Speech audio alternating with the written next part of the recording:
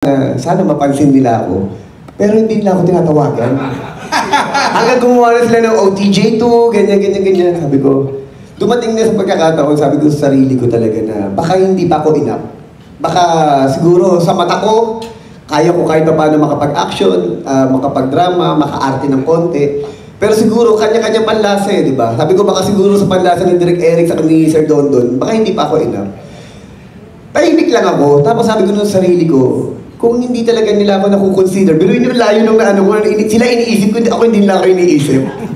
Sabi ko ganun sa sarili ko, kung hindi nila ako nakikitaan ng potensyal o ng kakayanan para gumawa o maging part ng movie nila, sabi ko, bakit hindi ako na lang ang gumawa ng isang proyekto na para baka sakali, di ba, na makagawa rin ako ng mga ginagawa nila.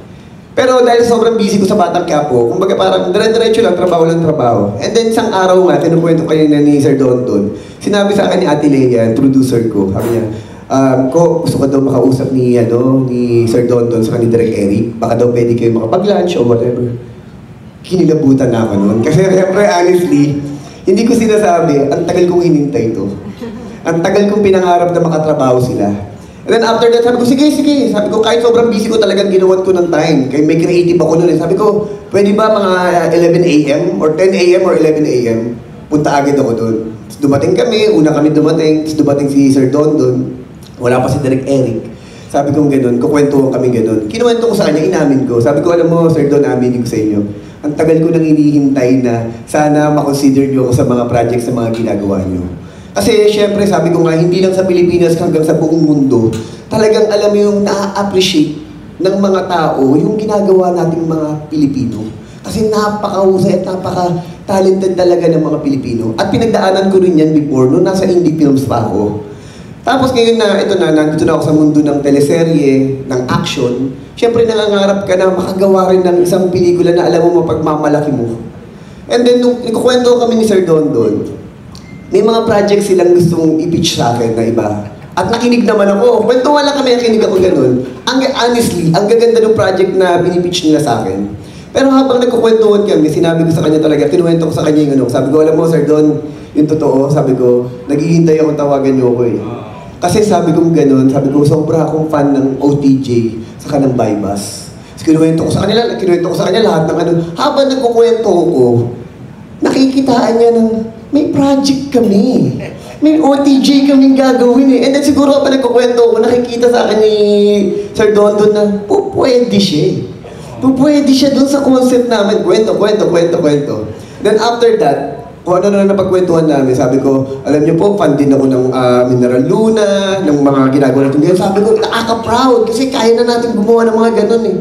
Yung pala may project din sila ng Bonifacio. Pumapasok lahat ng mga napagkukwentuhan namin. And then after that, dumating si Direk Eric, napagkwentuhan lahat ng ano, tapos nag-present sila ng project. Pero, mas umangat yung concept nila ng OTJ sa Bonifacio. Siguro dahil sa itsura ko, sa kakayanan ko, sa bilang ako na batang kalye, di ba? Yung normal na tao, normal na Pilipino, mas sumuswak sa akin yung mga character ng sa OTJ ni Mario Maghari sa kanong si Bonifacio. And then after that yun na po. Nag-flow na siya parang every week, nagmi-meeting kami, nagki-creative. Tapos matagal na po to. Matagal na po yung meetings namin. Kaya sinasabing brewing. Anyway. Yun po. Kaya every time na kami, nadidevelop yung kwento, yung projects. And then hanggang na finally, napag-desisyonan na namin na ito na. Gawin na natin, and then after that, ang iniisip namin paano palalakihin yung project. Hindi lang para sa buong Pilipinas, kundi para paano natin ipepresenta in global yung gawang Pilipino, na which is yun yung laging ginagawa natin. Kaya sabi nga namin tatlo na kung gagawa tayo, siguro doon na natin na magmamarka to, hindi lang sa Pilipinas, kundi sa buong mundo. Kasi minsan lang yung pagkakataon na ito eh. Sabi ko nga ako, makukontribute ko lang dyan siguro, sabi ko yung pagiging professional. Kasi every time na nag-meeting kami, talagang sinusubukan ko na parang kahit sa production ko na may ambag yung kung paano yung pagiging maayos at mabuting trabador o tagasunod o bilang artista. And then sabi ko nga, sa sobrang tiwala ko kay Direk Eric at Sir Dondon, sabi ko, sila na bahala doon sa film. Hanggat maaari, nakalikod lang ako ganun kasi gusto kong matuto sa kanila. At unang-una, sabi ko, sobra akong proud na ang magsusunod nito, si Michiko, na matagal ko na rin pinangarap na makatrabaho nung nandun pa ako sa indie films. At ngayon makakatrabaho ko na silang lahat. Kaya sagot sa matagal ko nang hinihintay at dasal. Kaya very proud and nagpapasalamat ako.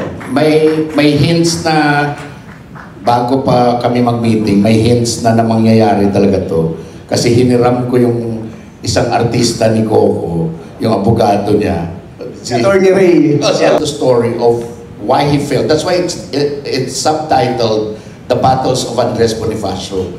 Because we will showcase all the battles of Andres Bonifacio and why it failed.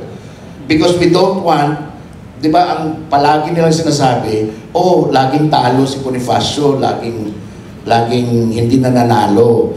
But here, we really dissected the main reasons why he couldn't win a battle from beginning to end until his death. It's because may resistance din sa fellow Filipinos. So the main enemy in the story is really how hard it is to unify the Filipinos together and have the same parang adhikain, the same goals. Everyone has their own agenda, and which makes it difficult for Bonifacio to rise above it. Siyempre, given na lagi ang sinasabi lang, mainitin ang ulo niya, but it goes beyond that. Hindi naman siya reckless lang eh. Hindi siya reckless. He appears to be reckless primarily because he's frustrated with what's happening around them. That's why he ended up building his own KKK apart from, and we showed that. There's a scene where he went to a gathering and had his No Limitang book signed by, siyempre, yan. That's what I'm saying na written for the modern times because di naman namin alam kung nagpapirma talaga siya. But we want to highlight the fact that Bonifacio was a big fan of Rizal. And that's the reason why he kept on thinking about the revolution. So he went there, he had the book signed, but then he couldn't accept what they were all discussing on how to finish the oppression of Spain. So it was hinted at the end of the scene, kung hindi ka agree sa amin, magtayo ka ng sarili mo. Gawa ka ng sarili mo. And that was the start of when he started building KKK. Yan. Medyo malayo pa yan. 2027. Oo. Pero at least nagbigay na ng konting hints. Pero the other one also is the varying versions of the death of Bonifacio. But diba, there's parts where he was... Hello, wala po. Wala yung mic niya. Hello. Ayan. Congratulations po. Isa kami sa natuwa na nagsama-sama yung mga icons ng film na talagang inaabangan talaga yung mga pelikula. Na-curious lang ako, Eric Maki, bakit nga ba hindi niya kinonsider si Coco a long time ago dun sa mga unang... Sa On the Job? Oo, di ba? Parang kung meron talagang isang magandang role yung kay Coco itong On the Job, bakit parang ngayon lang talaga? Ano kaya yung reason? Yung On the Job, pag inisip nyo, for example, yung Missing 8, di ba? Parang yung material, parang bagay na bagay sinulat para kay John Arcilla talaga. No?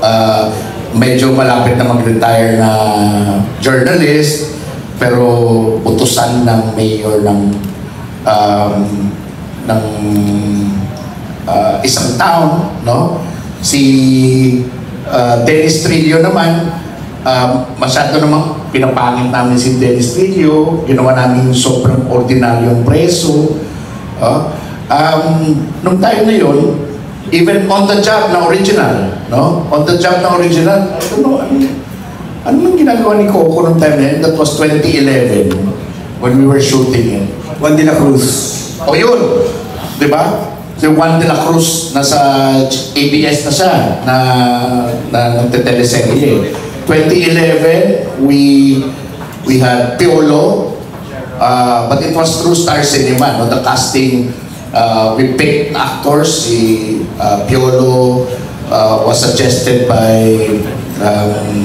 Star Cinema, and then Gerald. No? Originally, may John Lloyd pa nga, pero John Lloyd just got one more chance na sobrang Sobrang lakas. So ayaw na nila ibigay sa hitman. So hindi lang nagtutugma-tugma yung mga projects. But you must remember, if you look at kinakarir namin, lahat ng movies na ginagawa namin ni Don Don, we don't write generic characters kung sino man yung papasok na artista, kung sino lang. Talagang tinitailor fit namin doon sa artista na kukunin namin. Pinag-iisipan namin because in as much as ang artista gusto niya memorable yung gagawin niya, kami din ayaw namin malagay lang maisang tabi yung ginawa ng artista na yun. Mahirap mag-cast ng malaking artista. Yung pagiging unite, yung pagkakaintindihan at pagiging isa. Kasi kahit ano sabihin natin na may pinagdadaan ng buong Pilipinas, watak-watak pa rin yung ano natin eh. Kaya sabi ko nga, pag naging isa tayo na pinaglalaban puso at hangangarin, siguro doon magkakaroon ng change para sa buong Pilipinas. Kasi sa ngayon, ang dami nangyayari sa issue sa bansa natin. Pero sabi ko nga, yung isip natin, yung puso natin, may kanya-kanyang